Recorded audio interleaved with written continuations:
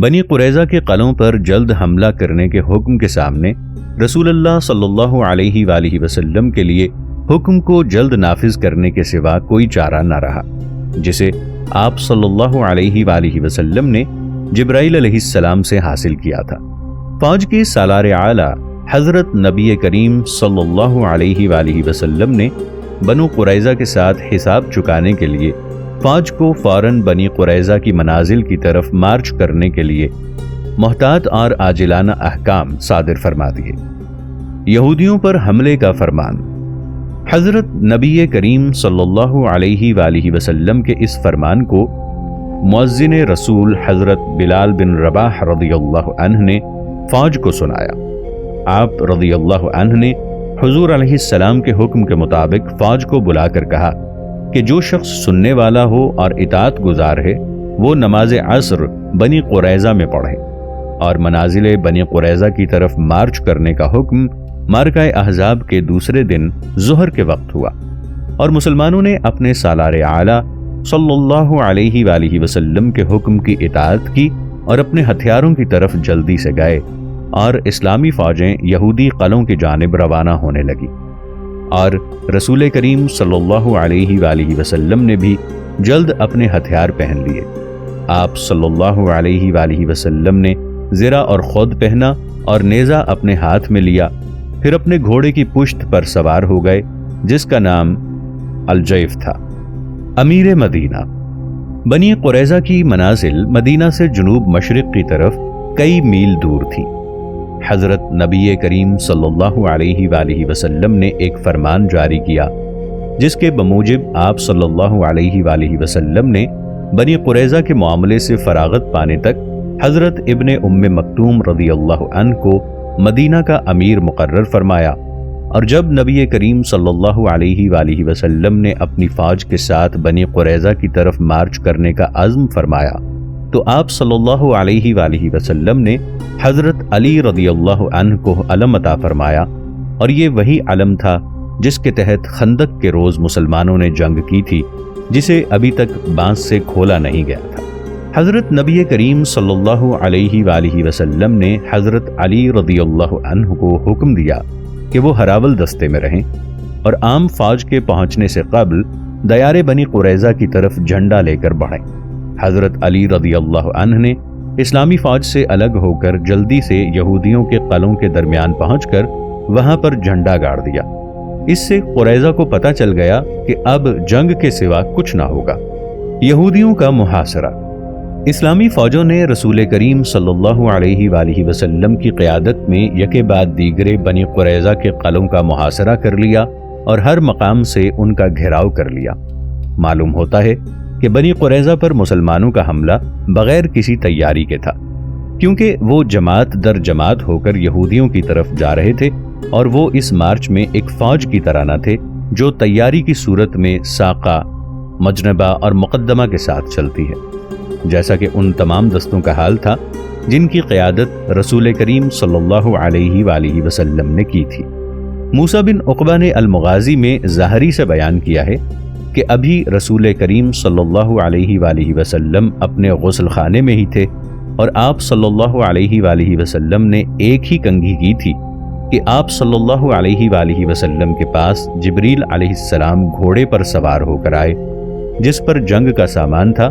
اور مسجد کے دروازے پر جنازوں کی جگہ پر کھڑے ہو گئے۔ رسول کریم صلی اللہ علیہ وآلہ وسلم ان کے پاس گئے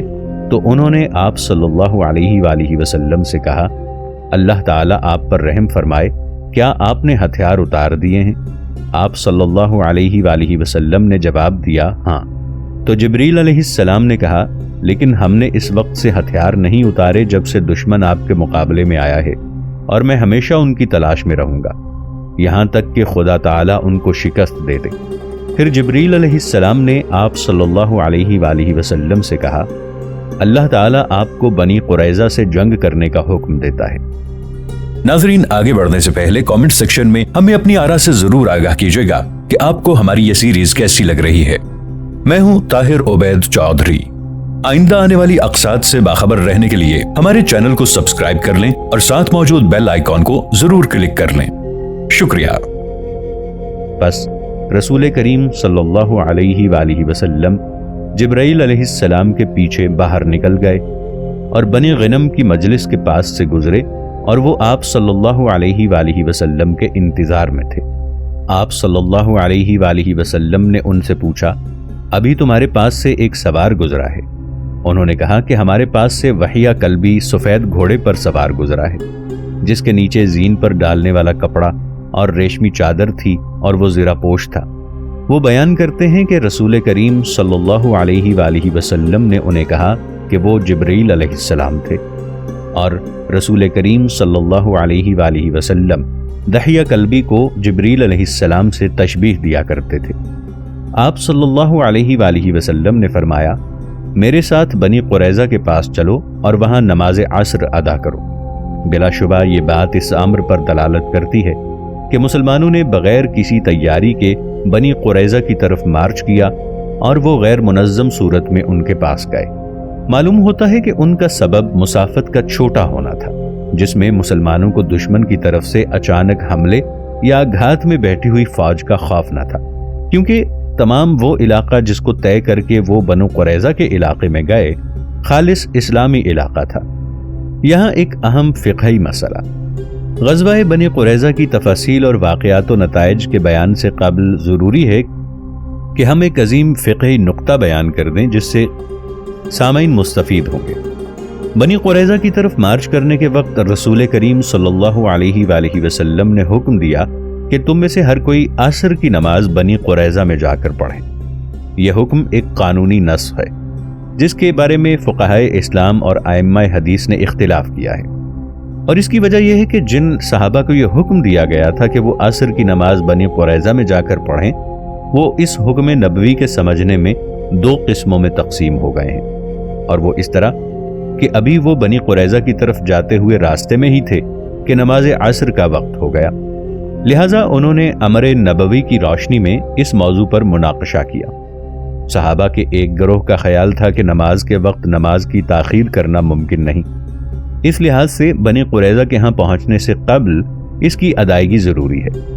اس گروہ نے حضرت نبی کریم صلی اللہ علیہ وآلہ وسلم کے حکم کی تفسیر یہ کی ہے کہ آپ نے بنی قریظہ کی طرف جلدی جانے کی ترغیب دی ہے، نہ کہ نماز کو اس کے وقت سے مؤخر کرنے کی۔ اس گروہ نے بنی قریظہ کے ہاں پہنچنے سے قبل راستے میں نماز عصر ادا کر لی، جبکہ صحابہ کے دوسرے گروہ نے خیال کیا کہ امر نبوی کے الفاظ کی تنفیذ ضروری ہے، خواہ غروب آفتاب کے بعد ادا کرنی پڑے، حالانکہ اس وقت نماز عصر کا اساسی وقت باقی نہیں رہتا، اور عملاً اس گروہ نے اس دن عصر کی نماز بنی قریظہ میں غروب آفتاب کے بعد پڑھی۔ اس گروہ کا خیال یہ تھا کہ اس نے سری امر نبوی کی پیروی کی ہے۔ حضرت نبی کریم صلی اللہ علیہ وآلہ وسلم کا سب کو درست قرار دینا۔ حضرت نبی کریم صلی اللہ علیہ وآلہ وسلم کو دونوں گروہوں کے فعل کی اطلاع ملی تو آپ صلی اللہ علیہ وآلہ وسلم نے دونوں میں سے کسی ایک کو نہ ڈانٹ ٹپٹ کی اور نہ ملامت کی، بلکہ سب کو درست قرار دیا، ان کو بھی جنہوں نے وقت پر راستے میں نماز پڑھی اور ان کو بھی جنہوں نے نماز کو مؤخر کیا اور غروب آفتاب کے بعد اسے بنی قریظہ میں جا کر پڑھا۔ اصحاب حدیث و مغازی نے، جیسا کہ البدایہ والنہایہ میں ہے، موسیٰ بن عقبہ کی حدیث سے اس کا قول روایت کیا ہے کہ مسلمان بنی قریظہ کی طرف گئے اور ابھی وہ راستے میں ہی تھے کہ نماز عصر کا وقت ہو گیا، تو انہوں نے نماز کے متعلق بات چیت کی اور ایک دوسرے سے کہنے لگے کہ کیا تمہیں علم نہیں کہ رسول کریم صلی اللہ علیہ وآلہ وسلم نے بنی قریظہ میں نماز عصر پڑھنے کا حکم دیا ہے؟ اور دوسرے کہنے لگے یہ نماز ہے، بس ان میں سے کچھ لوگوں نے نماز پڑھ لی اور دوسرے گروہ نے نماز کو مؤخر کر دیا اور بنی قریظہ میں جا کر غروب آفتاب کے بعد نماز پڑھی۔ بس رسول کریم صلی اللہ علیہ وآلہ وسلم کی خدمت میں جلدی سے نماز پڑھنے والوں اور مؤخر کر کے پڑھنے والوں کا ذکر ہوا تو آپ صلی اللہ علیہ وآلہ وسلم نے کسی ایک فریق کو بھی ڈانٹ ڈپٹ نہ کی۔ مختلف نقطہ نظر کے احترام کا وجوب۔ رسول کریم صلی اللہ علیہ وآلہ وسلم نے اپنے اس حکیمانہ تصرف میں ایک عظیم قانونی اصول وضع کیا ہے، جس کے مطابق نصوص کے فہم میں مختلف نقطہ نظر کا احترام ضروری ہو جاتا ہے۔ بشرطے کہ یہ اختلاف صحیح اور صاف اجتہاد کی وجہ سے ہو، جیسا کہ نماز عصر کے متعلق امر نبوی کے مفہوم کے بارے میں صحابہ میں اختلاف ہوا۔ ان میں سے ہر فریق کا مقصد یہ تھا کہ وہ نماز کو اس رنگ میں ادا کرے جس سے اللہ تعالیٰ اور اس کا رسول صلی اللہ علیہ وآلہ وسلم راضی ہوں۔ نیز یہ بات بھی بیان کرنے کے لائق ہے کہ حضرت نبی کریم صلی اللہ علیہ وآلہ وسلم نے دونوں گروہوں کی نماز کو درست قرار دیا ہے، کیونکہ آپ صلی اللہ علیہ وآلہ وسلم نے دونوں میں سے کسی ایک کو بھی دوبارہ نماز پڑھنے کا حکم نہیں دیا، خواہ انہوں نے وقت پر راستے میں ادا کی یا بنی قریظہ میں اس کے وقت کے چلے جانے کے بعد ادا کی۔ اسی طرح فقہائے اسلام نے بھی سفر میں نماز کی تقدیم و تاخیر کے متعلق اختلاف کیا ہے۔ ان کا اختلاف یہ ہے کہ صحابہ کے دونوں گروہوں میں درست اور صحیح کون ہے، مگر باوجود اس اختلاف کے ان کا اس امر پر اتفاق ہے کہ دونوں فریقوں کو اجر ملے گا، اور علماء کے ایک فریق جس کے سرخیل ابو محمد بن حزم ہیں، ان کا خیال ہے کہ جن لوگوں نے وقت پر راستے میں نماز ادا کی ہے انہوں نے اپنے اجتہاد میں غلطی کی ہے، اور جنہوں نے غروب آفتاب کے بعد جبکہ اس نماز کا وقت بھی نہیں تھا بنو قریظہ میں جا کر ادا کی ہے وہ درست اجتہاد والے ہیں، کیونکہ انہوں نے حضرت نبی کریم صلی اللہ علیہ وآلہ وسلم کے حکم کے مطابق نماز ادا کی ہے۔ نماز کی تاخیر اقرب الی الصواب ہے۔ ابو محمد اپنی کتاب جوامع السیرت میں بیان کرتے ہیں، اللہ تعالیٰ جانتا ہے کہ اگر ہم وہاں موجود ہوتے تو بنی قریظہ میں ہی نماز ادا کرتے، خواہ کئی دنوں بعد ادا کرنی پڑتی۔ اور ابن حزم کا یہ قول آپ کے اسی اساسی قاعدے کے مطابق ہے کہ ظاہر کی پابندی کرنی چاہیے، اور وہ ظاہری المذہب ہیں، اور وہ نص کو اس وقت تک ظاہر سے پھیرنے کا کوئی جواز نہیں سمجھتے جب تک خود شارع اس کو بیان نہ کرے۔ حقیقت میں یہ قول تمام مخالف اقوال و آراء کے مقابلے میں حق و ثواب کے زیادہ قریب ہے، اور اس جگہ اس امر کی طرف بھی اشارہ کرنا ضروری ہے کہ نبی کریم صلی اللہ علیہ وآلہ وسلم اور آپ کے بعض صحابہ نے نماز ظہر و عصر کو مؤخر کیا اور انہیں غروب آفتاب کے بعد پڑھا، اور یہ واقعہ جنگ خندق کے ایک سخت دن ہوا جب مشرکوں نے نہایت سخت حملہ کیا اور مسلمانوں کو دن بھر مصروف رکھا اور ان کو وقت پر نماز ادا کرنے کا کوئی موقع نہ دیا، جس سے مجبور ہو کر مسلمان دفاعی جنگ میں مصروف رہے، جس کے باعث نماز ظہر و عصر کا وقت فات ہو گیا۔ جنگ کے عذر کی وجہ سے نمازوں کی تاخیر۔ امام بن اسماعیل بخاری نے اس قول کو اختیار کیا ہے کہ جنگ کے عذر کی وجہ سے نماز کو اس کے وقت سے مؤخر کیا جا سکتا ہے، خواہ وہ نماز ظہر کی ہو یا عصر کی، مغرب کی ہو یا عشاء کی یا صبح کی، اور یہ اس وقت ہوتی ہے جب جنگ میں فوجوں کو اپنی جگہوں پر ٹھہرنا پڑتا ہے، جیسا کہ معرکہ خندق میں ہوا۔ اور اس قول میں بخاری کی سند حضرت نبی کریم صلی اللہ علیہ وآلہ وسلم اور آپ کے صحابہ کا فعل ہے،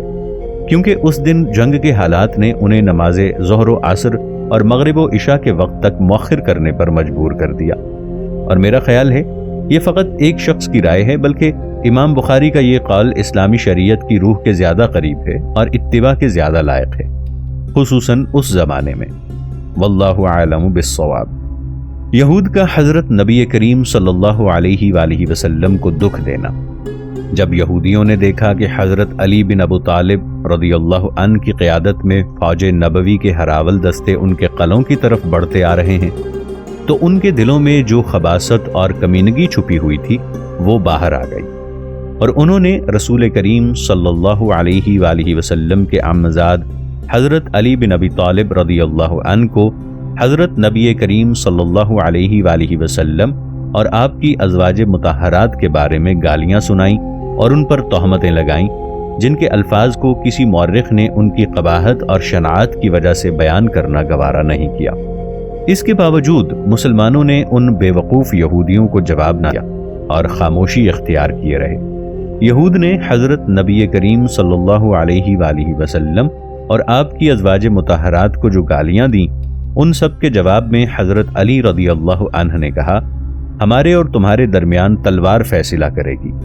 مسلمانوں نے ان جیسی گالیاں بھی جواب میں نہ دیں، کیونکہ وہ لوگوں کے ساتھ خواہ وہ کوئی بھی ہوں اپنا معاملہ قرآن کی رہنمائی اور تادیب کے مطابق روا رکھتے ہیں۔ حضرت علی بن ابی طالب رضی اللہ عنہ پہلے شخص ہیں جو جھنڈا لے کر بنی قریظہ کی طرف بڑھے۔ آپ رضی اللہ عنہ اس بات سے ڈر گئے کہ کہیں رسول کریم صلی اللہ علیہ وآلہ وسلم بذات خود اپنے متعلق اور اپنی ازواج کے متعلق یہ قبیح گالیاں نہ سن لیں۔ سالار نبی صلی اللہ علیہ وآلہ وسلم دیار بنی قریظہ میں۔ یہی وجہ ہے کہ جب حضرت علی رضی اللہ عنہ نے دور سے حضرت نبی کریم صلی اللہ علیہ وآلہ وسلم کو آتے دیکھا تو ابو قتادہ کے علم اٹھانے اور فوج کی قیادت سنبھالنے کے بعد آپ نے علم بردار فوج جو یہودیوں کے قلعوں کے ارد گرد پڑاؤ کیے ہوئے تھی اس کے ہیڈ کوارٹر کو چھوڑ دیا اور جلدی سے حضرت نبی کریم صلی اللہ علیہ وآلہ وسلم کی جانب جا کر یہود کے قلعوں سے دور ہی آپ کو روک لیا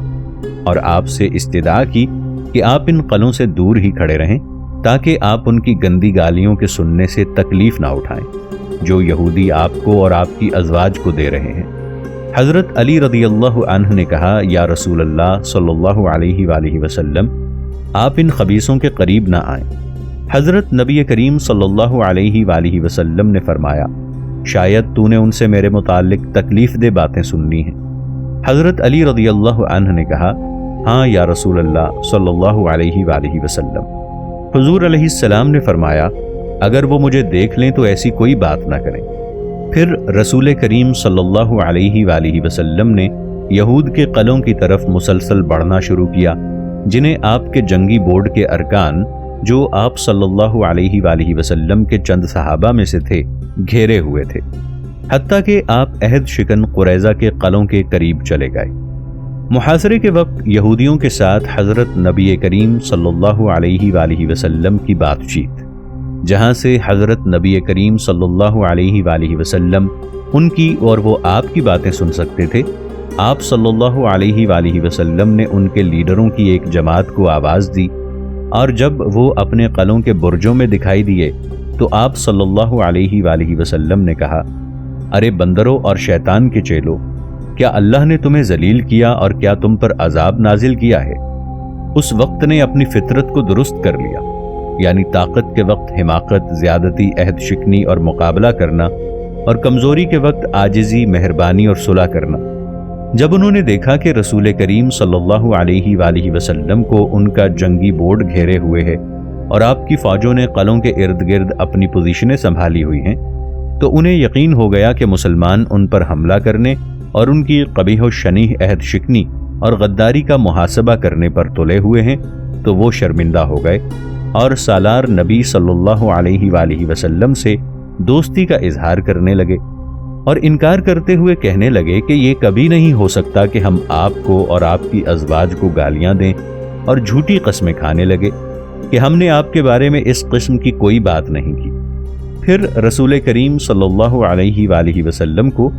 اچھی اچھی اور تعریفی باتیں سنانے لگے۔ انہیں یہ خیال تھا کہ آپ ان کو عظیم غداری کی اس سزا میں تخفیف کریں گے جس پر مدینہ کی قیادت پختہ عزم کیے ہوئے ہے۔ ان یہودیوں نے حضرت نبی کریم صلی اللہ علیہ وآلہ وسلم سے کہا، اے ابو القاسم، آپ ناواقف نہیں ہیں، اور اس قسم کی دیگر اچھی اور صلح کی باتیں کرتے رہے۔ یہود کی نہ بدلنے والی فطرت، یہ یہود کی وہ فطرت ہے جو ہمیشہ سے ان کے نفوس میں داخل ہے۔ جب وہ قدرت پالیں تو کسی جرم کے ارتکاب سے نہیں ڈرتے،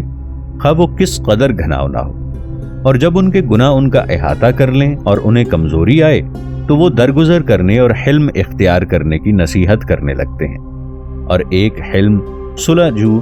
اور بے گناہ واعظ کے مقام پر کھڑے ہوئے بالکل نہیں شرماتے۔ یہ واعظ اور تذکیر کا کام اس وقت ہوتا ہے جب اس میں ان کا فائدہ ہو، اور جب انہیں فائدہ نہ ہو تو وہ سب سے پہلے اچھے نمونوں اور اقدار کا مذاق اڑاتے ہیں۔ آئیے ذرا اب ان کا حال دیکھیں۔ حضرت نبی کریم صلی اللہ علیہ وآلہ وسلم کے پہنچنے سے چند منٹ قبل یہ گالیاں دیتے، ڈراتے، دھمکاتے ہیں، اور انہیں یہ خیال ہے کہ ان کے قلعے انہیں بچا لیں گے، اور فحش گوئی کے چند منٹ بعد جب سالار نبی صلی اللہ علیہ وآلہ وسلم کو، جن کو ان کی امت سمیت ختم کرنے کے لیے انہوں نے ہر قسم کی غداری، خیانت اور عہد شکنی کی ہے، جب انہیں دیکھتے ہیں کہ اس کی کامیاب فوجوں نے ہر جانب سے ان کا محاصرہ کر لیا ہے، تو مکر و خدا کا طریق اختیار کر لیتے ہیں اور فاتح سالار کو اس پر اثر انداز ہونے کے لیے تاکہ وہ انہیں معاف کر دے مدحیہ انداز میں اس کا علم و حلم یاد کرانے لگتے ہیں۔